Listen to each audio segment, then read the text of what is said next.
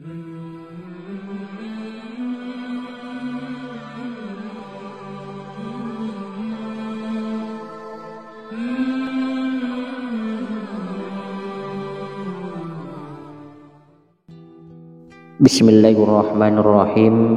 Assalamualaikum warahmatullahi wabarakatuh. Innal hamdalillah nahmaduhu wa nasta'inuhu wa nastaghfiruh wa na'udzu billahi min shururi anfusina wa min sayyiati a'malina. May yahdihillahu fala mudilla lahu wa may yudlil fala hadiyalah. Asyhadu an la ilaha illallah wahdahu la syarika lah wa asyhadu anna Muhammadan abduhu wa rasuluh. Amma ba'du. Halo sahabatku pemirsa YouTube yang dirahmati Allah, senang sekali kita semua bisa berjumpa kembali di channel ini. Tentunya harapan dan doa saya semoga yang menyimak video ini selalu diberikan kesehatan, umur yang barokah, dan diluaskan rezekinya oleh Allah Subhanahu wa ta'ala.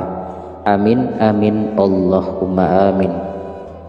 Sahabat perindu jannahnya Allah Subhanahu wa ta'ala, pada zaman yang sudah serba canggih ini, budaya barat atau asing sudah bisa dilakukan oleh sebagian besar orang. Salah satunya yaitu pergaulan bebas, terutama di kalangan remaja.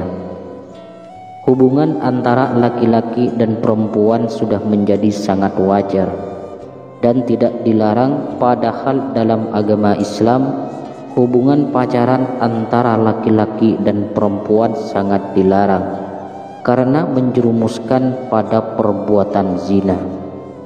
Faktanya saat ini sudah banyak gadis yang hamil di luar nikah lantaran terjadi karena kecelakaan.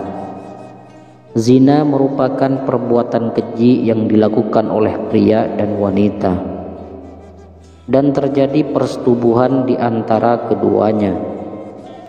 Perbuatan zina adalah salah satu perbuatan yang dikutuk Allah Subhanahu wa ta'ala, dan sebagai umat Islam kita dilarang atau haram hukumnya untuk mendekati zina.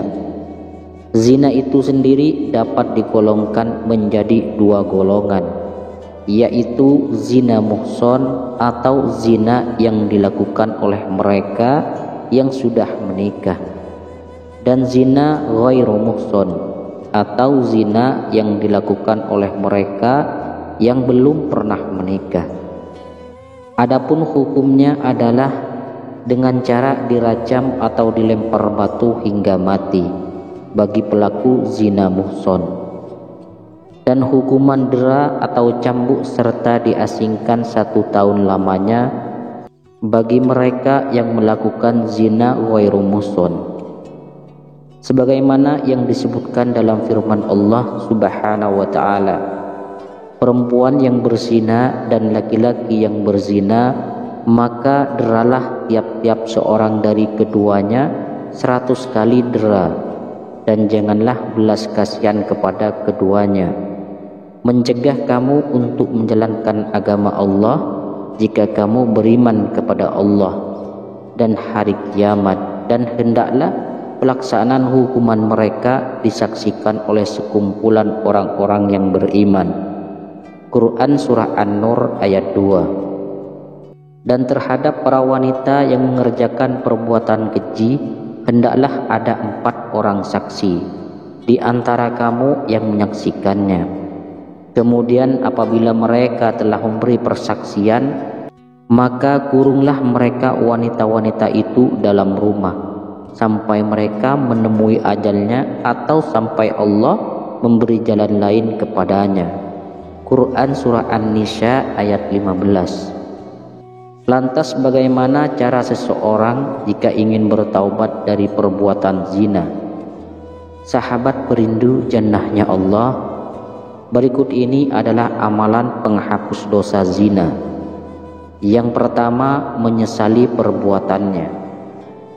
Tidak akan terhapus dosa seseorang jika ia tidak mengawalinya dengan penyesalan. Rasa sesal yang dirasakan oleh seseorang yang berbuat zina dapat mengembalikannya pada jalan yang benar dan kembali pada Allah Subhanahu wa ta'ala. Menyesali dosa yang pernah dilakukan dapat membersihkan hati dan memantapkan niat. Jika rasa sesal itu dijadikan awal dan cambuk untuk bertaubat kepada Allah Subhanahu wa ta'ala. Yang kedua, taubat nasuha. Jika ingin menghapus dosa apa saja, terutama zina, maka seseorang haruslah bertaubat dengan sungguh-sungguh atau taubat nasuha. Taubat nasuha adalah taubat yang sungguh-sungguh, berasal dari hati dan dilakukan karena seseorang menyesali perbuatannya.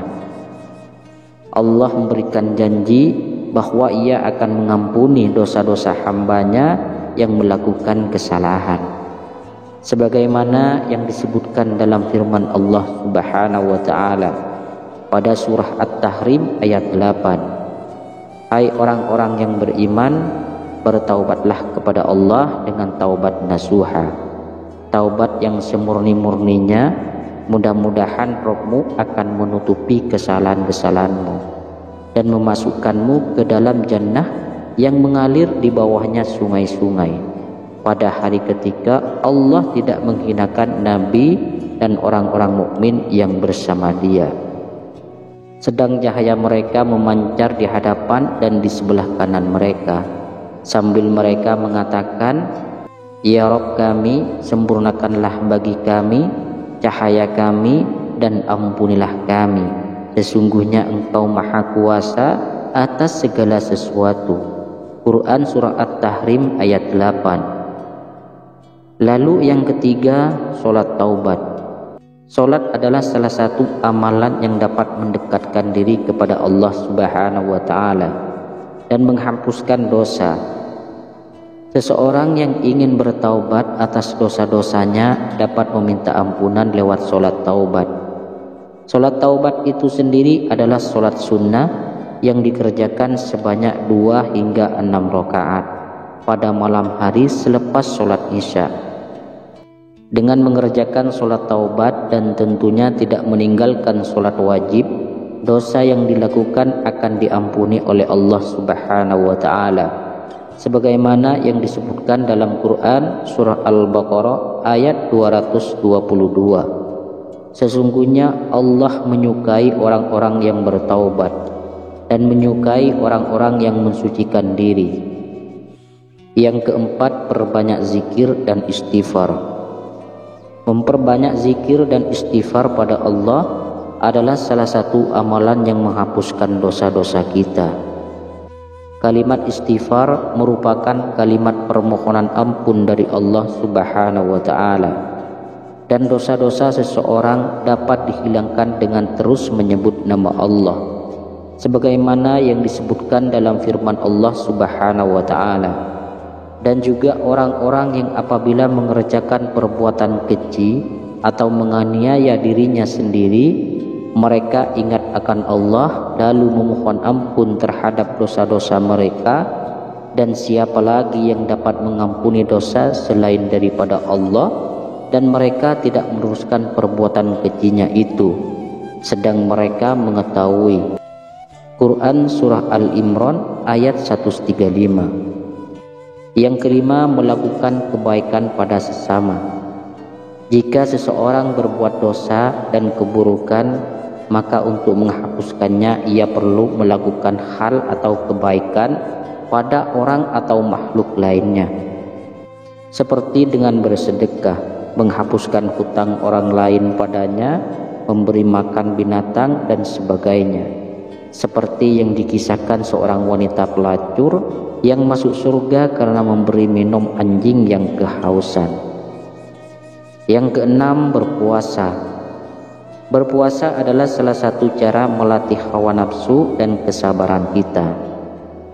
Puasa juga dapat menghapuskan dosa apabila dilakukan dengan sungguh-sungguh, terutama jika melakukan puasa sunnah seperti puasa Arafah dan Asyura. Kemudian yang ketujuh, memperbanyak membaca Al-Quran. Al-Quran dapat menjernihkan hati, dan membacanya tidak hanya mendatangkan ketenangan, akan tetapi juga menghapuskan dosa seseorang. Sebagaimana yang disebutkan dalam hadis riwayat Muslim, bacalah Al-Quran karena sesungguhnya ia akan datang pada hari kiamat untuk memberikan syafaat kepada pembacanya. Sahabat perindu jannahnya Allah, demikian amalan-amalan yang dapat dilakukan untuk menghapuskan dosa zina. Seseorang yang melakukan perbuatan zina tersebut wajib bertaubat dan memohon ampun kepada Allah Subhanahu wa ta'ala. Sahabat perindu jannahnya Allah, mungkin itu saja yang bisa saya sampaikan pada pertemuan kali ini. Semoga video ini bisa bermanfaat bagi kita, keluarga kita, dan juga orang banyak. Assalamualaikum warahmatullahi wabarakatuh.